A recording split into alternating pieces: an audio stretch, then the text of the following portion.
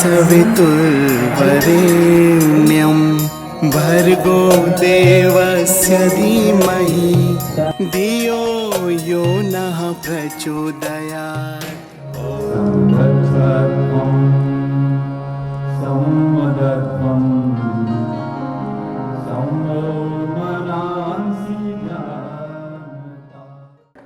भाइयों बहनों, ये बड़ा गौरव और हम सब का सौभाग्य और इस भूमि का पुण्य है कि हमारे बीच में आज के विशेष उद्बोधन के लिए जिनके सानिध्य में ये पूरा कार्यक्रम चल रहा है, श्रद्धेय डॉक्टर प्रणव पंड्या साहब उपस्थित हैं।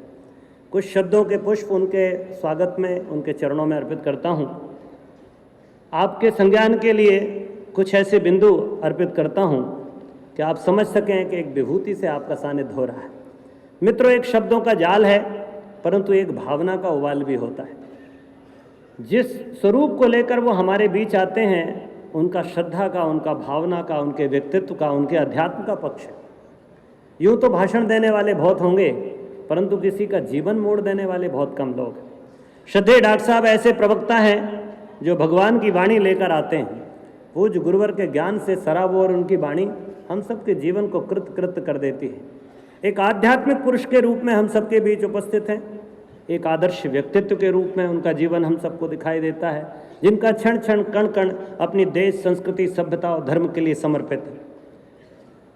जहां एक और वो अखिल विश्व गायत्री परिवार लगभग 10-11 करोड़ लोगों के अभिभावक जैसे हैं, मार्गदर्शक हैं, परम पूज्य गुरुदेव की परंपरा को आगे बढ़ा रहे हैं, वहीं एक बहुत ही मनुष्य को मनुष्य बनाने वाला, जीवन विद्या के आलोक केंद्र के रूप में स्थापित देव संस्कृति विश्वविद्यालय हरिद्वार के कुलाधिपति भी हैं।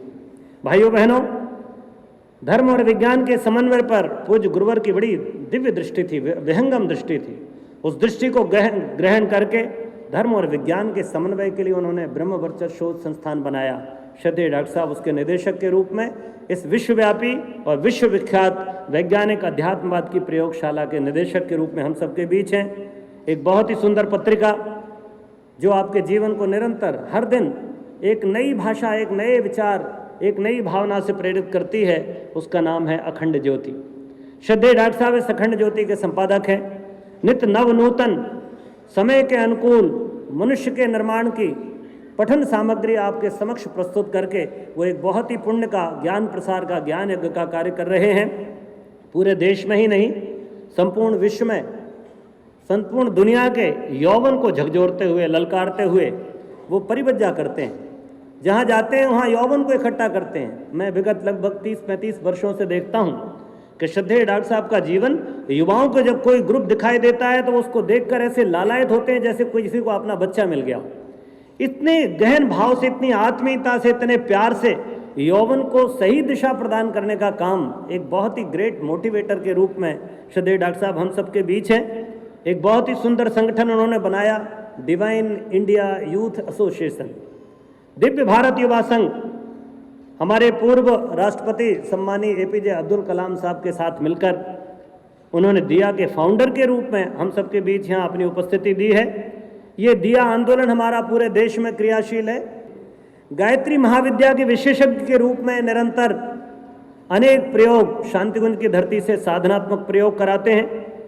वैज्ञानिक अध्यात्मवाद जो पूज्य गुरुवर का सपना था कि आने वाले दिनों में धर्म तो होगा, परंतु वो वैज्ञानिक धर्म होगा, और विज्ञान भी होगा तो वो अध्यात्म विज्ञान होगा। ऐसे धर्म का प्रतिपादन विश्व के कोने कोने में कर रहे हैं।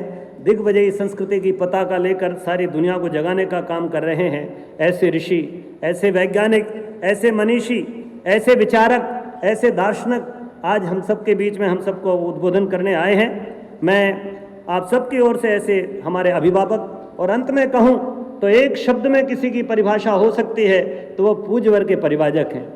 वो पूर्वज के प्रवासी पूज्य गुरुदेव के, उनका संदेश लेकर के दुनिया के कोने कोने तक जा रहे हैं, और उसी में से आज ये कड़ी हम आप सबके बीच जुड़ी है। मैं श्रद्धापूर्वक श्रद्धेय डॉक्टर साहब को मंच पर आमंत्रित करता हूँ। आज का उनको उद्बोधन आत्मनिर्माण से राष्ट्र निर्माण युवा कैसे करें, आपका व्यक्तित्व बने और आप राष्ट्र के लिए शानदार व्यक्तित्व बन जाएं, इसी भाव के साथ में श्रद्धेय डॉक्टर साहब का सादर अभिनंदन, स्वागत।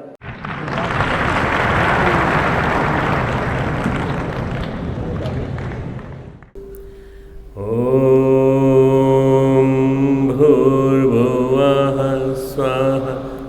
तत्सवितुर्वरेण्यं भर्गो देवस्य धीमहि धियो यो नः प्रचोदयात्।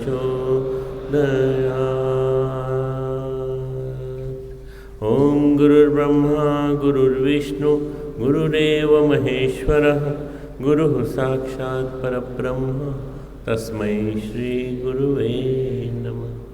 अखण्डमण्डलाकारं व्याप्तं येन चराचरं तत्पदं दर्शितं येन तस्मै श्री गुरुवे नमः। मातृवत् लालयित्री च पितृवत् मार्गदर्शिका नमोऽस्तु गुरुसत्तायै श्रद्धा प्रज्ञायुता च श्रद्धा प्रज्ञायुता च। परम पूज्य गुरुदेव परमवंदनीय माता जी की सूक्ष्म उपस्थिति में इस विशाल ऑडिटोरियम में यहाँ मंच पर विराजमान हमारे आदरणीय श्री अधीश्वर बाबू जी सबसे वरिष्ठ 96 की एज में पहुँच गए हैं और 96 की एज में पहुँचने के बाद भी आज मेरे से अफसोस व्यक्त कर रहे थे कि मेरी 20% मेमोरी थोड़ी कम हो गई है। अरे मैंने कहा बाबूजी आपने तो वैसे ही चमत्कार दिखा दिया है, 96 की एज तक आकर आपने सबको याद रखा है, मुझे याद रखा है, गुरु जी माता जी याद रखा है, भगवान को याद रखा है। भगवान कृष्ण गीता में एक बात कहते हैं, तस्मात् सर्वेषु कालेषु माम अनुस्मर युद्ध च। समस्त समयों में मेरा स्मरण कर और मेरा ध्यान कर। निश्चित रूप से बाबूजी जब तक रहेंगे तब तक आशीर्वाद देते रहेंगे और जब तक जाने के बाद भी उनकी जो गति होगी वो भगवान कृष्ण के लोक में होगी, मैं ऐसा मानता हूँ, उम्मीद करता हूँ। आदरणीय अशोक कुमार जी हमारे यहाँ के कंकड़बाग शक्तिपीठ का संचालन कर रहे हैं और बच्चों को बहुत प्यार से उनको दुलरा रहे, उनको सब काम की सुविधाएं वगैरह दे रहे। हमारे संदीप कुमार जी जो यहाँ आए हुए हैं एक प्रसंग में और रहने वाले पटना के ही हैं, इन्हीं के साथ में दो बार पटना भी आया हूँ और मैं जानता हूँ कि हमारे रजिस्ट्रार होने के नाते उन्होंने यूनिवर्सिटी में जो काम किया है वो अविस्मरणीय है। ऐसे संदीप कुमार जी, और आप पटना वासियों को उन पर नाज होना चाहिए कि आपका एक प्रतिनिधि हमारी यूनिवर्सिटी में अधिकारी पद पर बैठा हुआ है। हमारे यहाँ अधिकार की कोई बात नहीं है, पर अधिकार से ज़्यादा उस जिम्मेदारी भरे काम को करना ये बहुत बड़ी बात है। हमारे बीच में बैठे हुए हमारे आदरणीय श्री अरुण कुमार सिन्हा जी, माननीय क्षेत्रीय विधायक, हमारे अशोक चौधरी जी MLC, और हमारे छोटू जी जो यहाँ हमारे हर कार्यक्रम में हमारे बीच में मौजूद होते हैं, और हमारे सबसे ज़्यादा प्यारे और हमारे इस कार्यक्रम का संयोजन करने वाले मनीष कुमार जो आपके सामने बैठे हैं सामने। मनीष कुमार के साथी हैं प्रिंस रंजन और हमारे ज्ञान प्रकाश और निशांत। ये तीनों और चारों साथियों को मैं शुभ मंगल कामनाएं देता हूँ कि ये आगे बढ़ते चलें, इसी तरह से इनके ऊपर आशीर्वाद बरसेंगे। भाइयों और बहनों, हमारे देश में वातावरण बड़ा विषाक्त है, ये निश्चित रूप से सही बात है। इस समय कौन किसको लड़ा दे कि भाई वहाँ आपको मालूम है गाय कट गई है उस मोहल्ले में, चलो अपन जाके मस्जिद जला देते हैं, अपन जाके वो कर देते हैं। मतलब अफवाहों के आधार पर हमारे देश में इतने ज़्यादा प्रकरण हो जाते हैं कि उससे कभी कभी बड़ा डर लगता है कि क्या होगा इस देश का। पर मुझे विश्वास है कि इन सब प्रतिकूलताओं, नेगेटिविटीज़ के बावजूद भी हमारा देश बहुत महान है, महान रहेगा इन युवाओं के माध्यम से। ये जागृत युवा हैं, ये जागे हुए हैं, इसीलिए इनके लिए ही विवेकानंद ने वो नाद किया था, उठो जागो रुको मत जब तक लक्ष्य तक न पहुंच जाओ। तुमको उठना है और फिर जागना है। आदमी उठता तो है पर जागता नहीं है। जागता है शाम को, उठता है सवेरे, जागता है शाम को और फिर शाम को सो जाता है, पैक लगा के सो जाता है। उठो जागो रुको मत। जब आदमी जागता है तो फिर रुकना नहीं है, उठो जागो रुको मत, कंटिन्यूस चलते रहना है। ये यात्रा अनवरत चलने वाली है, जन्म जन्मांतरों तक चलने वाली है। आज से करीब करीब 40 साल पहले गुरुदेव ने जब मुझे कहा कि तुम यहाँ आ जाओ, वैज्ञानिक अध्यात्मवाद का काम करना है, तो उस दिन ये मान के चलिए, उस दिन मैं उठ गया और जाग गया बस। और जागने के बाद फिर मैं रुका नहीं, फिर मैं चलता आ रहा हूँ, कंटिन्यूस चलता आ रहा हूँ। कोई कह सकता है कि डॉक्टर साहब आपने तो एमडी किया, मेडिसिन में, कार्डियोलॉजी में स्पेशलाइजेशन लिया, सब कुछ किया, पर आप वहाँ काम करते तो ज़्यादा अच्छा था। नहीं, मैंने वहाँ से यहाँ आकर, स्पिरिचुअल वर्ल्ड में आकर, मित्रों, जो मेरे गुरुदेव के आशीर्वाद से मैंने नाम कमाया है और जो मैंने अपने सबसे ज़्यादा आत्मसंतोष, लोक सम्मान, देवी अनुग्रह, तीनों चीज़ मुझे मिली है। आत्मसंतोष ये है कि मैं युवाओं से डायरेक्ट रूबरू हो जाता हूँ, डायरेक्ट मिल लेता हूँ उनसे, और वो मेरे हृदय से मिल कर के एकाकार हो जाते हैं। तो मैं उनको जो बात कहता हूँ वो करते चले जाते हैं। आज कम से कम कुछ नहीं तो 15 से लेकर 25 लाख युवा मेरे साथ जुड़े हुए हैं, पूरे भारत में, पूरे विश्व में। बहुत बड़ी संख्या है, और इस संख्या से कुछ भी असंभव से असंभव काम को किया जा सकता है। तो उठो, जागो और रुको मत जब तक लक्ष्य तक न पहुँच जाओ। लक्ष्य क्या है हमारा? ज्ञान प्राप्ति। ज्ञान प्राप्ति, ज्ञान कहाँ से मिलेगा? तद विद्धि परिप्रातेन परिप्रश्नेन सेव्या। फिर गीता की शरण में आता हूँ मैं, उपनिषद के बाद।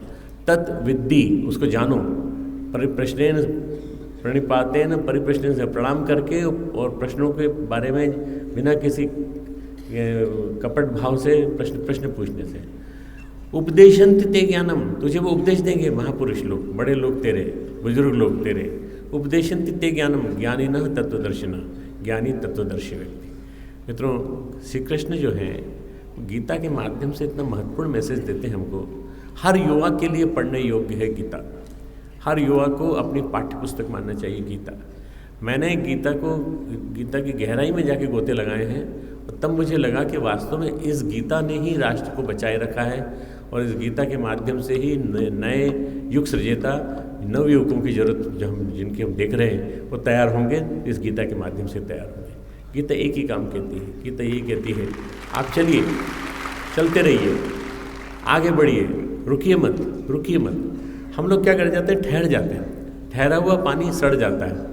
ठहरा हुआ तालाब का जो पानी है वो इतना पीने योग्य नहीं रहता जितना कि चलता हुआ, जलता हुआ गंगा का पानी या कोई भी सरोवर का, नदी का पानी। पर हम ठहर जाते हैं। ठहरते कब है? जब हम निराश हो जाते हैं, जब हम अवसाद में चले जाते हैं, जब हमको लगता है कि अब हम क्या करेंगे, कुछ नहीं हो सकता है, अब हमसे क्या होगा, अब हमारा शरीर तो अपंग हो गया, विकलांग हो। मित्रों, मैं कम से कम 10-12 बड़े गंभीर ऑपरेशनों से गुजर चुका हूँ, पर हर बार मैं उठ के खड़ा हो गया हूँ, हर ऑपरेशन के बाद। आज भी मैं खड़ा हूँ तो 10वें ऑपरेशन के बाद। और मैंने कभी निराशा में नहीं आने दिया अपने आप को। मैंने कहा गुरुदेव की इच्छा थी तो हो गया ऑपरेशन। गुरुदेव ने कहा था जितने भी लोगों को मैं आशीर्वाद देता हूँ उनका कर्जा तुम्हारे ऊपर चढ़ा देता हूँ, तो तुम्हें बीमार होना पड़ेगा, तुम्हें तकलीफ आएगी। मैं उनकी तकलीफ झेल रहा हूँ, मैं कईयों का पुण्य मेरे ऊपर आ रहा है। मित्रों, आप भी ये मान के चलिए कि आप कभी भी जब निराश होंगे तो आपका दुख जो है वो आत्महीनता के भाव से भरकर बहुत परेशानी में उलझा देगा आपको। लेकिन क्या करें? आत्मनिर्माण से राष्ट्र निर्माण। पहले अपने आप को बनाओ, बी योर सेल्फ, अपने आप को पहचानो, मेक योर सेल्फ, then make the whole country and the whole world and the whole society. हम जो सोचते हैं ना कि उपदेश देने वाले इस देश में कितने हैं, मित्रों मैंने कैलकुलेट करवाया, एक आंकड़ा निकलवाया, तो कथाएं कहने वाले, प्रवचन कहने वाले बहुत सारे लोग, मतलब उनका अनुमान मिला करीब 1.5-2 लाख व्यक्ति भारत में प्रतिदिन प्रवचन कर रहे होते हैं। इससे देश क्यों नहीं बदला? देश को बदलना चाहिए था भाई। उन्होंने कथा की, भागवत की, उन्होंने रामायण की कथा की, क्यों नहीं बदले? लोग क्यों नहीं बदले? इसलिए नहीं बदले कि जो बोलने वाला था उसके जीवन में, आचरण में वो दिखाई नहीं पड़ा। उसके आचरण में दिखाई पड़ना चाहिए। आज मेरे साथ इतना बड़ा युवा जुड़ा है और मेरे साथ इतनी बड़ी संख्या में कार्यकर्ता जुड़े हैं, तो वो इसलिए कि मैंने उनको उनके सामने अपने आप को एक नमूने के रूप में पेश किया। अपने गुरुदेव के बताए हुए नमूने के रूप में मैंने अपने आचरण को पेश किया। अगर मैं पेश नहीं करता तो शायद वो लोग मेरे से नहीं जुड़ पाते। तो पहले बी एंड मेक, पहले बनो और फिर बनाओ। बनो और बनाओ। अगर आप अपने आप को बनाएंगे नहीं तो आप दूसरों को नहीं बना सकते। बड़े प्रेम से कहते हो आप तो कि हमने उसको समझा दिया है, वो समझ गया है और वो सुधर गया है। ऐसा नहीं, आप उसको फॉलो करिए, उसको प्यार दीजिए, उसकी आत्मीयता में प्रवेश कीजिए, आत्मीयता के परिकर में प्रवेश करिए, तब जाकर के पता चलेगा कि वास्तव में उसके जीवन में परिवर्तन आया कि नहीं। मित्रों, ये आत्मनिर्माण से राष्ट्र निर्माण जो है, ये हम लोगों के लिए, सबके लिए जानने योग्य है। और इसलिए जानने योग्य है कि अगर हम इसको नहीं समझेंगे तो ये ऐसा लगेगा कि जैसे कोई हम सब लोगों को पूरी तरह से एक कोई आदमी बहका के ले जा रहा है। वे बहुत सौभाग्यपूर्ण है, आप कर्मकांड करिए और गायत्री मंत्र की माला करिए और इससे काम हो जाएगा। नहीं मित्रों, इससे नहीं होगा। इसके साथ साथ बहुत सारी चीज़ें जुड़ी हुई हैं। इसके साथ साथ एक बहुत बड़ा निर्माण जुड़ा हुआ है, आत्मनिर्माण, परिवार निर्माण, समाज निर्माण। इसके लिए क्या क्या चाहिए? साधना, स्वाध्याय, सत्संग, संयम और सेवा। 5 चीज़ चाहिए, 5 चीज़ें। इन 5 चीज़ों के माध्यम से ही आप खड़ा कर पाएंगे। साधना के माध्यम से अपने आप को बना लेना, अपने हर चीज़ पे संयम, अपना कंट्रोल, अपना 24 घंटे की जीवन साधना।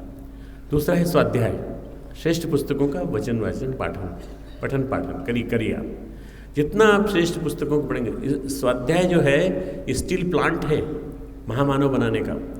एक स्टील का महामानव बनाना है अगर आपको, जो मजबूत हो, न किसी आकर्षण से डगमगाए, न किसी अपोजिट सेक्स से डगमगाए, बस वो देखते ही उसको लगे कि नहीं ये मेरी माँ है, ये मेरे पिता है।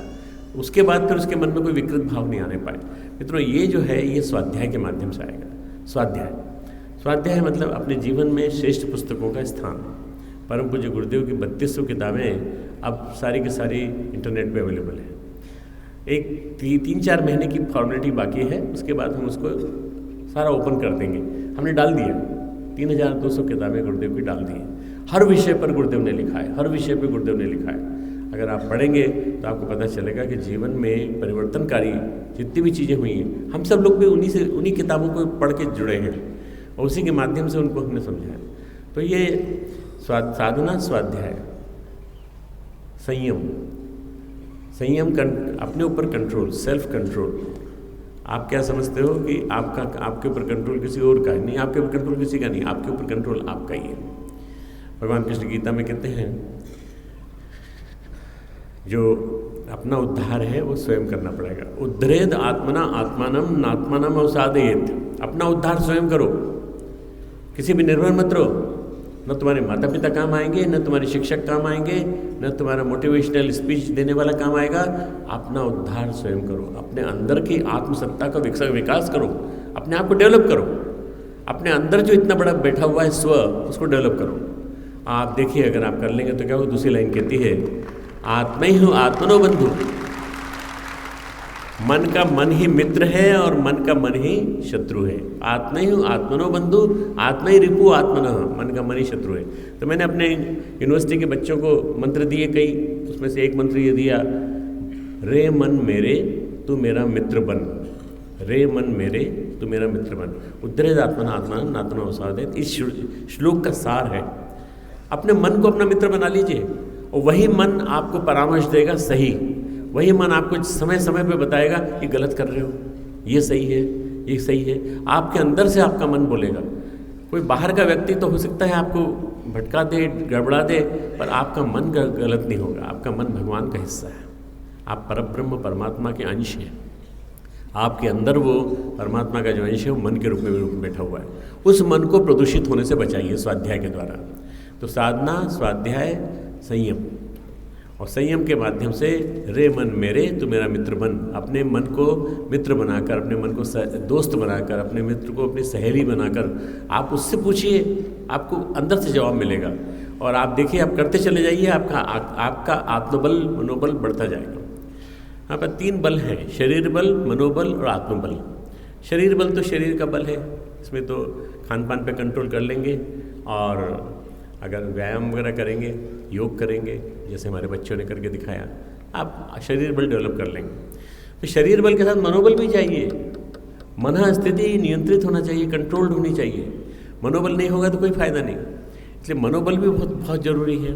और मनोबल के अभाव में ही बहुत सारे लोग परीक्षा के बाद आत्महत्या कर लेते हैं, पेपर अच्छा नहीं हुआ, मनोबल के कमी से ही अवसादग्रस्त हो जाते हैं, निराशा में चले जाते हैं। मत जाओ अवसाद में, मत जाओ निराशा में। जितने भी यहाँ पीडीसी के कोर्सेस अटेंड करने वाले बच्चे हैं, जितने भी यहाँ हमारे जो युवा प्रकोष्ठ से जुड़े हुए यहाँ भी और दिल्ली में भी, पूरे देश में और पूरे बिहार में, हर ज़िले में जो चल रहे हैं, पर्सनालिटी डेवलपमेंट कोर्स में सबसे बड़ा जो पक्ष है वो है अपने आप को पहचानो। आत्मनम विद्धि, आत्मवरे ज्ञातव्य, आत्मवरे श्रोतव्य, आत्मवरे मंतव्य, आत्मवरे निध्यासव्य। ये जो मंत्र हैं ये हमारे उपनिषदों के मंत्र हैं।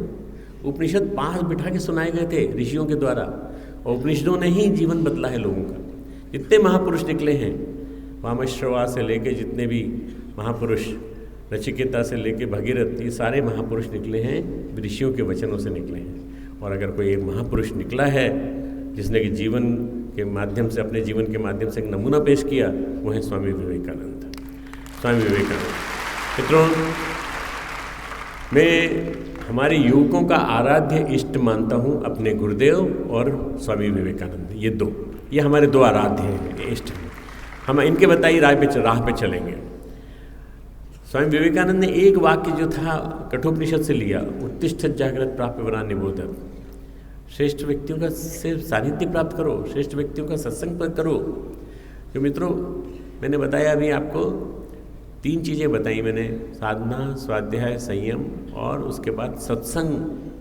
सत्संग बहुत जरूरी है, कुसंग बिगाड़ता है और सत्संग आदमी को आगे बढ़ाता है। आप देखिए सत्संग आपके जीवन में अगर आ जाए तो आप देखिए आपके साथ हमेशा अच्छे लोग चलेंगे। तो क्या करें उसके लिए? भाई एक मंत्र है जो मैं अपने यूनिवर्सिटी में बच्चों को देता हूँ, बी बॉर्न अगेन, फिर से पैदा हो जाओ। पिछला भुला दो, फॉरगेट द पास्ट, पिछला भुला दो। अब एक नए सिरे से पैदा होकर के नए सिरे से जीवन बनाओ, ज़िंदगी नई बनाओ, ज़िंदगी नई बनाओ। अगर आपने ज़िंदगी नई बना ली तो आप देखते देखते बदल जाएंगे। और इसमें आपकी मदद करेगा एक चीज़, be positive, be positive, be positive. हमेशा निर्विधेयात्मक सोचिए और कुछ मत सोचिए। Positivity in, negativity out. Negativity को बाहर निकाल दो। आप क्या करते हो? उसको परोस देते हो।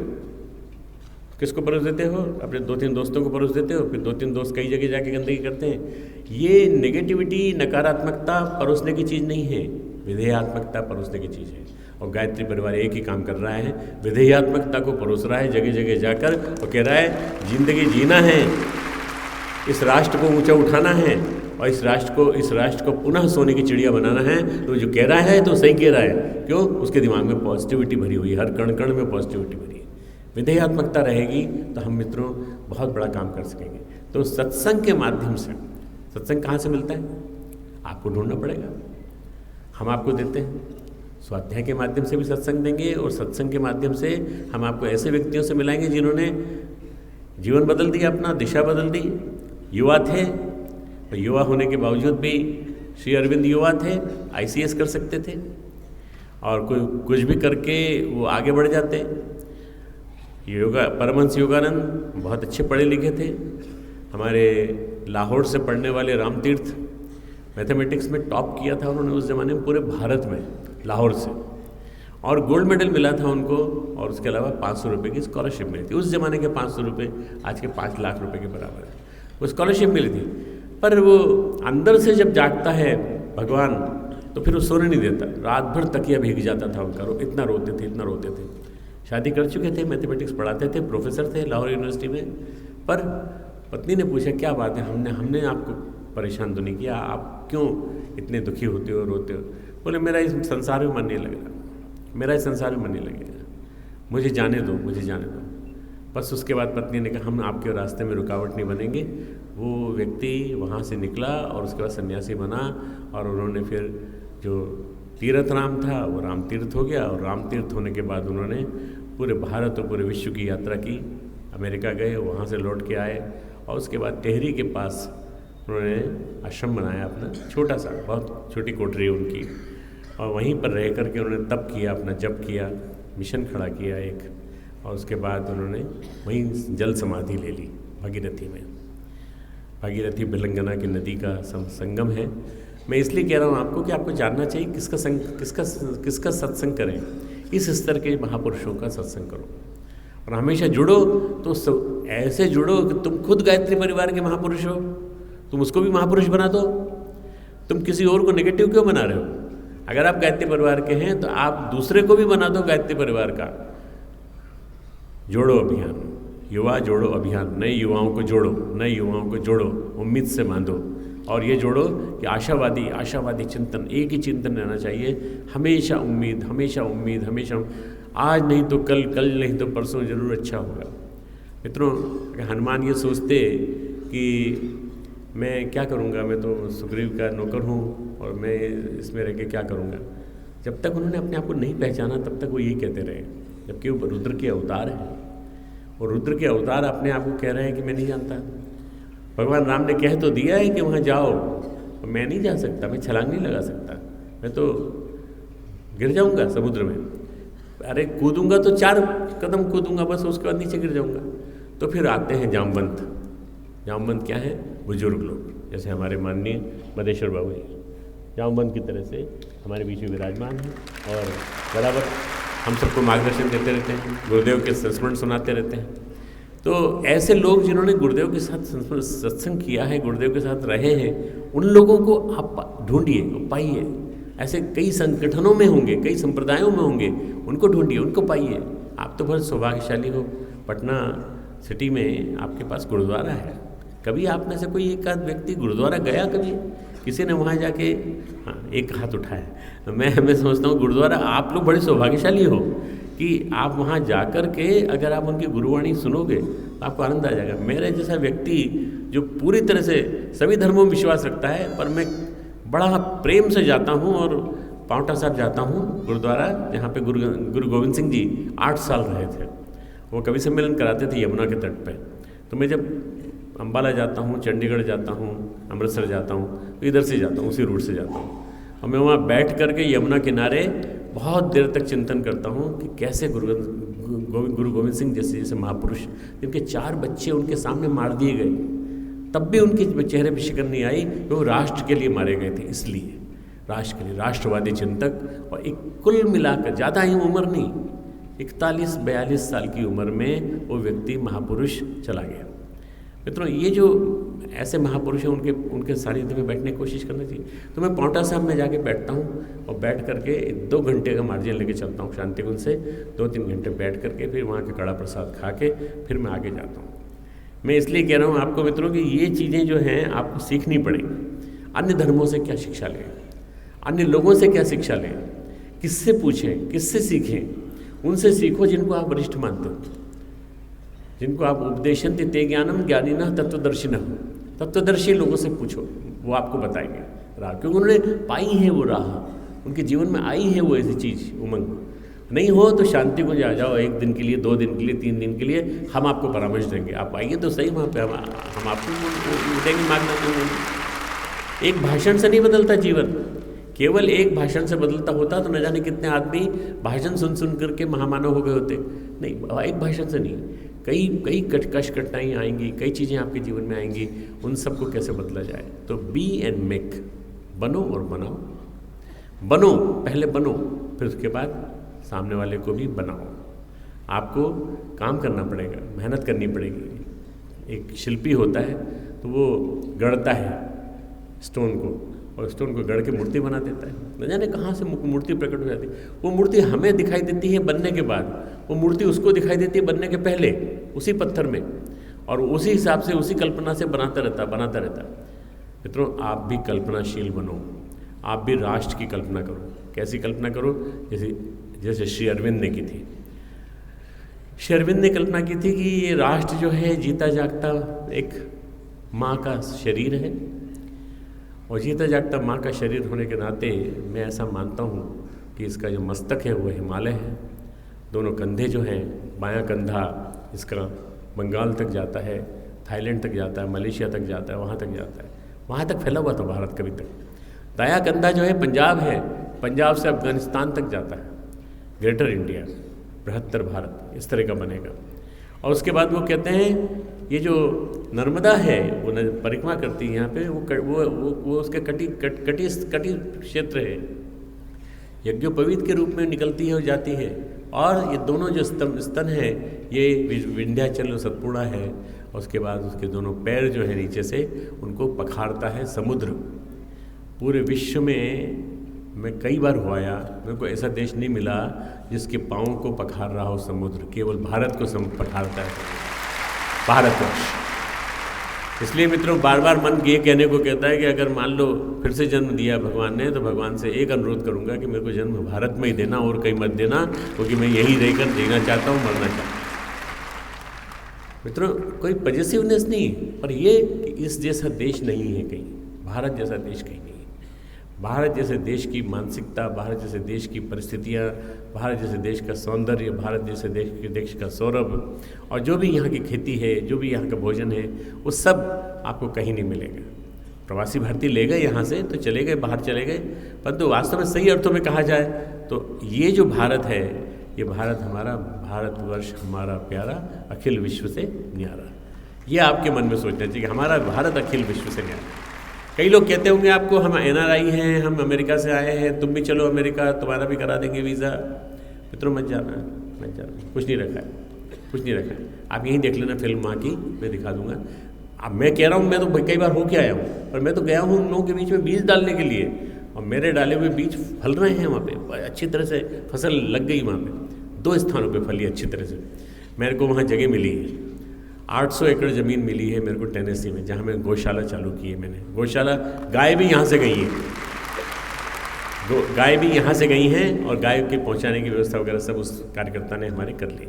और एक में अभी 2 महीने पहले मैं और चिन्मय हम दोनों गए, और योसेमाइट वहाँ का पर्वत है, हिमालय जैसा स्थान है, उस हिमालय जैसे स्थान के तलहटी में 4000 फीट की ऊंचाई पर 640 एकड़ ज़मीन मुझे मिली, 640 एकड़। वो खरीद ली गई। खरीदने के बाद हम हमारा आश्रम वहाँ बनने जा रहा है, आरण्यक बनेगा वहाँ पर, और वहाँ से हम पूरे अमेरिका और कनाडा दोनों को संदेश देंगे। मित्रों ये बहुत बड़ी उपलब्धि है। एक तीसरी उपलब्धि हमारे राजगीर क्षेत्र में, जो आपका नज़दीक है, हमारे आदरणीय कुंदन के पिताजी आए हुए हैं यहाँ पे। वो उन्होंने, कुंदन ने प्रयास किया तो वहाँ पर एक ज़मीन ऐसी मिली है जिसमें कि बहुत बड़ा टुकड़ा उसका, कुछ लाख किलोमीटर, कुछ लाख वर्ग फीट, वो हमें गायत्री परिवार के केंद्र को बनाने के लिए मिलेगा। तो एक नया नालंदा का नया संस्करण खड़ा कर देंगे वहाँ से, 5 करीब 10-15 किलोमीटर। इसका मतलब ये है कि मुझे बार बार आना पड़ेगा और बार बार आके उसकी प्लानिंग बनानी पड़ेगी। मैं आपके बीच बार बार आऊँगा, मुझे बहुत अच्छा लगता है। बिहार के लोग भी बहुत अच्छे हैं, प्यारे हैं। फिर वो बाकी क्षेत्र जो उनको बहुत बड़ा मिला है, उसमें वो कॉलोनी डेवलप कर रहे हैं गायत्री परिवार के परिजनों की। तो आप लोग कोशिश करिएगा कि आप लोग भी उसमें स्थान पालें। अपना ही ज़मीन है, पूरी ज़मीन अपनी है, अपने को मिली है डोनेशन में, इसलिए कोई दिक्कत नहीं होगी, किसी को कोई परेशानी नहीं होगी। इसलिए अगर बनाना है तो पटना में बनाने के बजाय, पाटलिपुत्र में बनाने के बजाय, पटना सिटी में बनाने के बजाय, पटना नगर में बनाने के बजाय, यदि आप अगर वहाँ बनाएंगे राजगीर में, तो आप वहाँ पर आध्यात्मिक दृष्टि से बड़े अच्छा वातावरण बनेगा, और वहाँ आप अनुष्ठान भी करेंगे, महापूर्णाहुति भी करेंगे, सब कुछ बहुत सारे बड़े कार्यक्रम करेंगे, और हम भी आएंगे आपके पास। वहीं पर सरकार भी एक एयरपोर्ट बना रही है जिससे कि सीधे आ सकें। तो मित्रों ये जो चीज़ें हैं, मैं कह रहा हूँ, ये मैंने आपको बताया कि ये बनता है। भारत जो है जगह जगह फैल गया है। रशिया में मैंने ज़मीन देख ली, ले ली, वहाँ केंद्र बन रहा है। जापान में हमारा केंद्र बनने जा रहा है। ये जो होने जा रहा है, ये देखने के लिए आपको अपनी आंखें विकसित करनी पड़ेंगी, विज़न डेवलप करनी पड़ेगी, और विज़न डेवलप कर ली तो फिर कोई दिक्कत नहीं। पुराना जर्जर टूट रहा है और नया निर्मित हो रहा है। आपको मालूम है कि आपके पटना में 3 ओवरब्रिज बन रहे हैं, फ्लाई ओवर बन रहे हैं, या ऐसे कुछ बन रहे हैं शायद। मेरे काफ़िले को रोक दिया गया कि उधर बाहर से एकदम बाहर से आए, टाइम लगा उसमें। नया बन रहा है, हर जगह नया बन रहा है। परिवर्तन के दौर से सर्वाधिक प्रभावित जीवन है, क्योंकि जीवन का वो सबसे सक्रिय काल है। कौन सा? युवावस्था। युवावस्था जीवन का सबसे संयमित काल है। मित्रों ये जो बच्चा होता है, ये एक छोटा सा भ्रूण कलल के रूप में जन्म लेता है। एक स्पर्म फर्टिलाइज करने में समर्थ होता है, एक ओवम को। एक मनुष्य के पुरुष के शरीर से निकलता है और स्त्री के शरीर में जाके डिम्बाणु को वो कर देता है, निषेचित कर देता है, फर्टिलाइज करते हैं, जिसको फर्टिलाइज कर देता है, और उसमें गर्भ पैदा हो जाता है, गर्भ हो जाता है, गर्भस्थ हो जाता है। वहाँ से गर्भस्थ होने के बाद हमें नहीं मालूम पुरुष है कि मेल है कि फीमेल है, पर वो जब आता है, बाहर आता है, वातावरण बहुत बढ़िया देखता है। माँ के साथ 9 महीने रहता है, तो 9 महीने तक माँ के संस्कार पाता रहता है, और माँ जो सोचती है वैसा ही वो भी सोचता है, माँ जैसा देखती है वैसा वो भी देखता है। माँ के ब्लड, उसके ब्लड में कोई अंतर नहीं, दोनों ब्लड उसका, माँ का ब्लड पूरा बच्चे के थ्रू सर्कुलेट होकर के आता है। हर कण कण में माँ का निवास है। पिताजी कहीं नहीं है, पिताजी अपना काम करके चले गए, बस माँ है, जो भी है माँ जो सोचेगी, जैसा करेगी वही बच्चा करता है, वही सोचता है। ये जो बच्चा है, इस बच्चे को बाल्यकाल में बालक कहते हैं। जैसा होता है बहुत गोद में लेने का मन करता है, प्यार करने का मन करता है, उसका थोड़ा बड़ा हो जाता है, फिर वो आप उसको गोद में लेने की कोशिश करेंगे तो वो शर्माएगा, मना करेगा। किशोरावस्था चालू हो जाती है, टीन एज जिसको हम कहते हैं। इस टीन एज में बहुत सारे ऐसी चीज़ें होती हैं जिसमें कि भटकावे की संभावना रहती है। 12-13 साल की उम्र में भी बहुत भटकने की संभावना रहती है। यहाँ संभालना बहुत ज़रूरी है। अगर यहाँ आपने संभाल लिया, इसी के लिए मैंने कन्या कौशल सत्र जो कन्याओं के लिए चालू किए थे, किशोर कौशल सत्र चालू कर रहा हूँ मैं। किशोर कौशल सत्र, किशोरों के कौशल सत्र चले। Excellence in living, excellence in life, इनको जीना चाहिए, इनको समझना चाहिए कैसे जीना चाहिए, जीवन को कैसे बढ़िया बनाया जाए, कैसे हम महान बने। हर कोई ये सिखाता है। हम IAS की तैयारी कर रहे हैं, PCS की तैयारी कर रहे हैं, किसी ने ये नहीं कहा हमसे कि हम PDS की तैयारी कर रहे हैं, पर्सनालिटी डेवलपमेंट स्किल सीखने की तैयारी कर रहे हैं। किसी ने हमसे ये नहीं कहा हम महामानव MDS महामानव डेवलपमेंट स्किल डेवलप कर रहे हैं अपने अंदर, नहीं, ये किसी ने नहीं कहा। अगर कहना चालू कर दे अगले दिनों तो आश्चर्य मत करना मित्रों, पटना से शुरुआत हो गई है महामानव बनाने की। महामानव बनना आसान है, केवल कुछ छोड़ना पड़ता है। बुद्ध बनना आसान है, कुछ छोड़ना पड़ता है। महावीर बनना आसान है, कुछ छोड़ना पड़ता है। जब बुद्ध ने सब छोड़ दिया तो बुद्ध बन गए, महावीर ने सब छोड़ दिया तो महावीर बन गए। दोनों राजवंश के थे, और उसका इतिहास इसी पाटलिपुत्र में लिखा गया, इसी बिहार क्षेत्र में लिखा गया। तो ऐसे में मित्रों, जहाँ जिसको विहार के नाम से जहाँ बिहार जाना जाता है, संज्ञा नाम थे जहाँ पर, और जहाँ अजातशत्रु, बिंबिसार ये सब के सब राजा थे। अशोक जहाँ से निकल के वहाँ गया था उड़ीसा में। मित्रों, ये जो भूमि है, ये बड़ी पुण्य भूमि है, पुण्यवान भूमि है। इस भूमि में आपको कौशल डेवलप करना पड़ेगा इन लोगों का।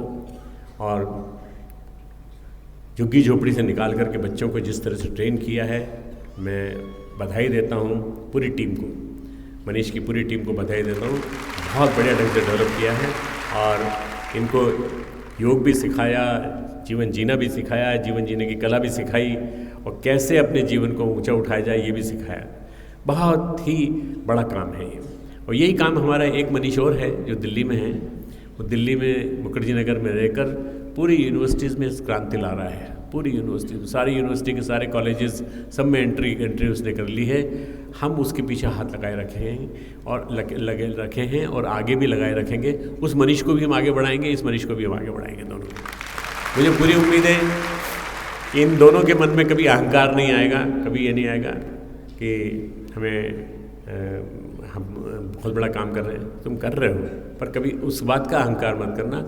बड़प्पन बहुत जल्दी आदमी को ऊंचा उठाता है, बड़प्पन जब आ जाता है तो।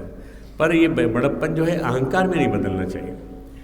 अहंकार के बदले में अपने अंदर एक विनम्रता और अम्बलनेस और down to earth feeling, down to earth, बिल्कुल ज़मीन से जुड़े होने का तबका।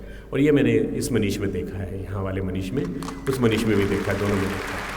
तो मित्रों, मुझे पूरी आशा है कि ये जो जीवन परिवर्तन का, जो युग परिवर्तन का जो क्रम चल रहा है, इसमें किशोरावस्था से आगे युवक, जब आदमी 18 साल का हो जाता है, बच्चा 18 साल का हो जाता है, तब तक उसके पास वो आ जाती है, चॉइस आ जाती है, क्या बनना है, डॉक्टर बनना है, इंजीनियर बनना है, मैं किस क्षेत्र में जाना है। तो देखिए, वही उनके पास भी था, श्री अरविंद के पास भी था। ICS की पूरे एग्ज़ाम पास कर लिए थे उन्होंने, केवल एक था कि मतलब एक होता तो ICS बन जाते। क्या नहीं किया उन्होंने, पास घोड़े के ऊपर चढ़ के बैठ के दिखाना था, चला के घोड़े को इंग्लैंड में कि कैसे चलते हैं ठीक से। पर वो तो घोड़े से फिसल गए, एक बार नहीं, 2 बार नहीं, 3 बार नहीं, 4 बार नहीं, 5 बार एग्ज़ाम में फेल हो गए। एक बार और अटेम्प्ट करके देख लो 6 महीने बाद। हमें नहीं करना, हमें दोबारा ICS बनना ही नहीं है, इंडियन सिविल सर्विसेज करना ही नहीं है। और यहाँ आ गए, उनके पिताजी शौक से ही डेथ हो गई उनकी, ये जान करके कि इतना पैसा हमने खर्च किया और इसलिए ICS नहीं बना। ICS बनता तो ये कलेक्टर बनता। मित्रों, ये ऐसे महापुरुष जो होते हैं ना, ये अंदर से ही आते हैं बन के, और इनके दिमाग में स्पष्ट रहता है कि हमें क्या करना है। बस हमारे जीवन में हमारा भविष्य क्या होगा। सुख सुविधा हमारे जीवन में है ही नहीं, हमारे जीवन में दुनिया भर के सुख साधन नहीं है, तो बस हम इसी में काम चला लेंगे। श्री अरविंद ने अपने आप को डेवलप किया, इवॉल्व किया, जेल रहे, वंदे मातरम निकाला उन्होंने, संस्कृत प्रकाशित किया, बड़ौदा महाराज के सेक्रेटरी रहे। बड़ौदा महाराज के सेक्रेटरी के बाद फिर वो आए तो फिर धीरे यहाँ से फिर पांडिचेरी चले गए। पांडिचेरी जाकर के उन्होंने फिर अपना साधना आश्रम और पूरा का पूरा क्रम बनाया। और जो श्री अरविंद लिख गए हैं मित्रों, वो लिखने, वो समझने लायक है, वो पढ़ने लायक है। अगर पढ़ने का मौका मिले तो आप पढ़िएगा। परम पूज्य गुरुदेव के साहित्य में श्री अरविंद का व्यवहारिक जो लेखन है, उसका व्यवहारिक स्वरूप है, पूरा पूरा दिखाई पड़ता है सारा। मैं कई बार उनको कोट करता हूँ, बार बार बताता हूँ। फिर स्वामी विवेकानंद ने जितना भी कुछ कहा, जितना भी कुछ बोला, वो सारा के सारा बनता चला गया, और एक साहित्य के रूप में, वाङ्मय के रूप में बनता चला गया। और आप देखिए कि स्वामी विवेकानंद जैसा महापुरुष इस धरती पे आया, ऐसा कल्पना करना भी मुश्किल है। ऐसा लिखते हैं मैक्स मुलर कि एक तो रामकृष्ण परमहंस आए और एक उसके साथ उनका शिष्य भी आया, और शिष्य को लेके आए खुद, और उसके बाद उन्होंने उसको जगाया, उसके चक्र जगाए, उसकी कुंडलिनी जगाई, उसके अंदर के सारी चीज़ें पैदा की, उसके अंदर कण कण में सात्विकता, कण कण में आध्यात्मिकता, सब कुछ बो दिया उन्होंने। मित्रों, ऐसे विवेकानंद हजारों छिपे पड़े हैं जिनको जगाने की ज़रूरत है, जिनको जगाने की। ये विवेकानंद हैं हमारे बीच में, निवेदिता हैं हमारे बीच में, पर इनको हम जगा नहीं पाते, इनको हम बोल नहीं पाते, समझा नहीं पाते। क्यों? बी एंड मैक हम नहीं बना पाए। अरे तुम थोड़े से तुम बन जाओ, थोड़ा उनको बना दो, थोड़े तुम बनो, थोड़ा उनको बना दो। जब तक आप नहीं करेंगे मित्रों ये, तब तक नहीं चलेगा। साधना, स्वाध्याय, सत्संग और संयम। फिर लास्ट है सेवा। सेवा की मनोवृत्ति होना चाहिए। सेवा के लिए आपको आगे आना चाहिए। आप जो भी काम करें वो राष्ट्र सेवा के लिए। राष्ट्र सेवा, आत्मसेवा से, आत्मनिर्माण से राष्ट्र सेवा। आपको राष्ट्र की सेवा करनी है, राष्ट्र को ऊंचा उठाना है, तो आपको बनाना पड़ेंगे लोग बाग। क्यों?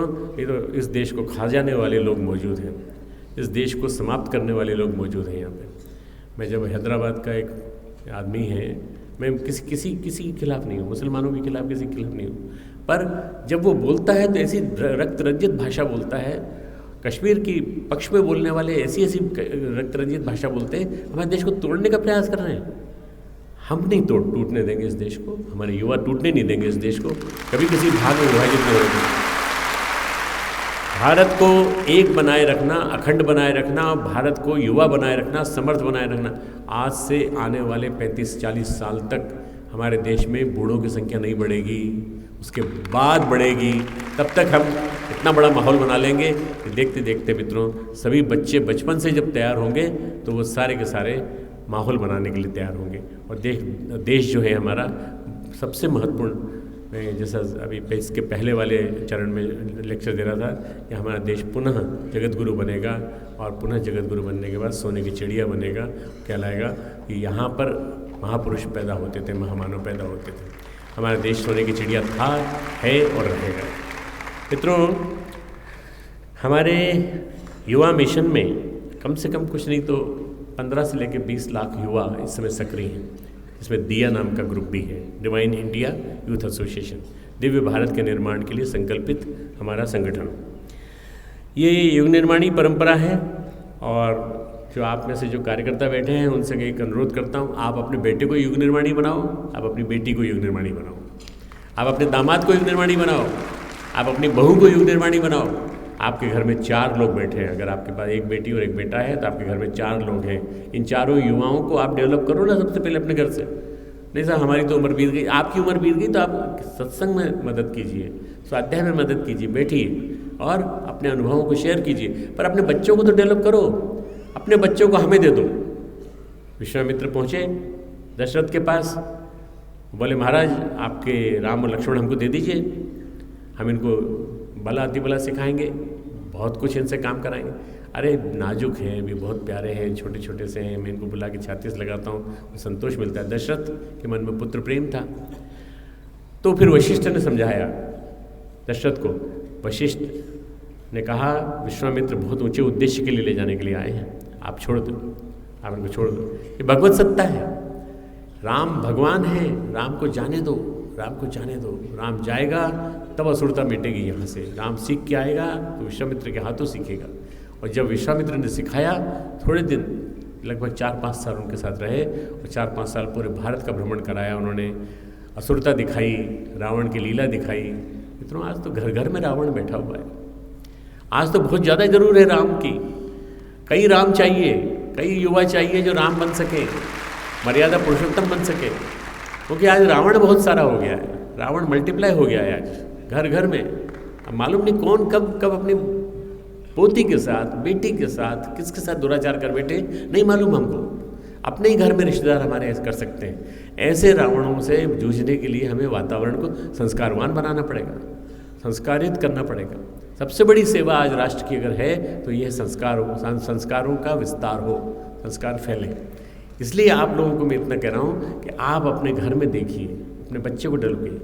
मैं मानता हूँ ये आपका उद्देश्य है कि आपका बच्चा पैसा कमाए, उसके लिए आप उसको आप पढ़ाने के लिए ट्यूशन दिलवाते हैं, आप बहुत सारे कोचिंग क्लासेस अटेंड करवाते हैं, कराइए, हमें कोई दिक्कत नहीं, यहाँ भी हम करेंगे, वहाँ भी दिल्ली में भी मदद करेंगे। पर हमारा उद्देश्य ये नहीं है, हमारा उद्देश्य महामानव बनाना। हम महामानव बनाना चाहते हैं, महामानवों के टकसाल बनाना चाहते हैं पूरी, और महामानव बन जाएंगे तो देखते देखते अपने आप सारे के सारे जितने भी यहाँ के परेशानियां हैं भारत की, वो अपने आप मिट जाएंगी पूरी।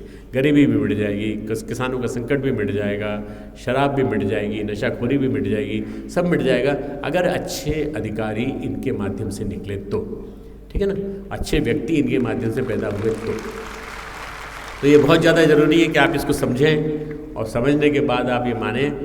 जब मेरे पास कोई आके कहता है मेरा 4 लाख का पैकेज है, मैं भी 4 दिन पहले 5 दिन पहले पूना में था, 3 दिन तक पूना में रहा, पूना का प्राण प्रतिष्ठा करके आ रहा हूँ, पूना का चेतना केंद्र खोल के आ रहा हूँ। वहीं मैंने वहाँ भी मैंने ये बात कही।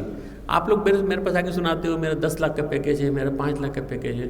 मुझे लगता है मेरे सामने 5 लाख पोटली लिए हुए एक आदमी खड़ा है। ये आदमी नहीं खड़ा है, ये लड़की नहीं खड़ी है, पुरुष युवक नहीं खड़ा है, युवती नहीं खड़ी है, ये पोटली खड़ी है मेरे सामने पैसों की, न जाने कितने पैसों की। क्या करोगे उन सब पैसों का? आप कमाओ, पर कमाने के साथ साथ उसको राष्ट्र निर्माण के लिए लगा दो पूरी तरह से। राष्ट्र निर्माण के विभिन्न प्रोजेक्ट्स में लगा दो तुरंत। जितना हिस्सा आप लगा सकते हो उतना ही आपको बदले में मिलेगा। ये आपको बो और कांटों का सिद्धांत सीखना पड़ेगा और बो और कांटों के सिद्धांत के साथ साथ चलना पड़ेगा, तब जाकर के सेवा का असली प्रयोजन सिद्ध होगा। तो मैंने 4-5 पॉइंट समझाया आपको इसके माध्यम से। ज़रूरत है कि अब सारे विश्व की तरुणाई को नहीं दिशा दी जाए, तो मैं विदेश जाने के लिए मना नहीं करता। आप मेरे पास आइए, मैं विदेश जाने के लिए ट्रेन करूंगा, आपको वीज़ा दिलवाऊंगा और आपको फिर विदेश भेजूंगा। विदेश जाकर के फिर आप विदेश में मैसेज जैसे यहाँ दे रहे हैं भारत में, तो वहाँ भी दीजिए। अभी तो 4-5 साल अपने को भारत में ही बहुत काम करना बाकी है, उसके बाद अपन विदेश में भी काम करेंगे। भारत दुनिया का सबसे बड़ा देश है जहाँ 0 से 35 साल की 70% जनता युवा है। 0 से 35 साल। क्या हम कोशिश कर सकते हैं कि इस 70% जनता को अपने काबू में कर लें? अगर अपने काबू में कर लिया तो सारा देश आपके काबू में हो गया। बीजेपी वाला क्या सोचता है, कांग्रेस वाला क्या सोचता है, ये सोचता है हमारे वोटर वहाँ हो जाए, हमारे वोटर वो हो जाए। हमको वोटर नहीं चाहिए, वोट कहीं भी दो, हमें कोई फ़र्क नहीं पड़ता। हमको तो ये है कि तुम युग निर्माणी बन जाओ, बस युग निर्माणी बन जाओ और हमारे काम में, प्रत्यक्ष आंदोलन में हमारी मदद करो। अगर ये हो गया तो मित्रों हमारी जनता जो है, युवा हमारे साथ होंगे तो सारा विश्व हमारी तरफ देखेगा। 2 संदर्भ हैं युवा आंदोलन के। राष्ट्रीय, देश को वर्तमान चुनौती से बाहर निकालना और पुनः विश्व शिरोमणि बनाना। दूसरा वैश्विक है, बूढ़े होते विश्व के राष्ट्रों को युगानुकूल व्यवस्थाओं, शिक्षा, चिकित्सा, राजनीति, भारतीय संस्कृति में निष्णात बनाना, ये हमको काम करना है। तकनीकी, उद्योग, कृषि, व्यापार यहाँ का जाना चाहिए मित्रों। सस्ते मजदूर के रूप में ही, संस्कृति दूत के रूप में युवा निकले, अपने घर से निकले तो सस्ते मजदूर के रूप में न जाए। हाँ, मुझे इतने पैसे मिलेंगे, इतने पैसे मिलेंगे, क्या करोगे? मैं तो बार बार समझाता हूँ, मेरे पास आते हुए समझाता हूँ। मैंने कहा मैं जानता हूँ कमाना ज़रूरी है, पर कमाने के साथ साथ राष्ट्र के लिए जीना भी सीखना चाहिए, राष्ट्र के लिए जीना। और वो अगर सीख लोगे तो संस्कृति दूत के रूप में युवा हमारे डेवलप होते चले जाएंगे। मित्रों, मेरे यहाँ आने पर आपने इतना उत्साह दिखाया, इतना प्रेम दिखाया और इतना ज़्यादा जो उल्लास है आपके मन में, ये उल्लास रचनात्मक प्रयोजनों में बदल जाए। अगर आप इसको कर देंगे तो मेरा जो उद्देश्य है पूरा हो जाएगा। मेरा उद्देश्य ये पूरा हो जाएगा। कई लोग मुझे युवा हृदय सम्राट कहते हैं, तो मैं कहता हूँ नहीं, मैं 68 ईयर्स पूरे कर चुका मैं तो इसी दीपावली पर, रूप चतुर्दशी पे। तो मैं तो बूढ़ा हो रहा हूँ? नहीं, मैं बूढ़ा नहीं हो रहा हूँ। बूढ़े आप हो जो ऐसा सोचते हो।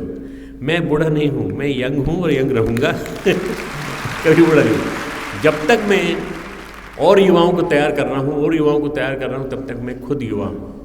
अगर आप भी सभी लोग ये सोच लें कि हमारी मानसिकता बूढ़ी नहीं होगी।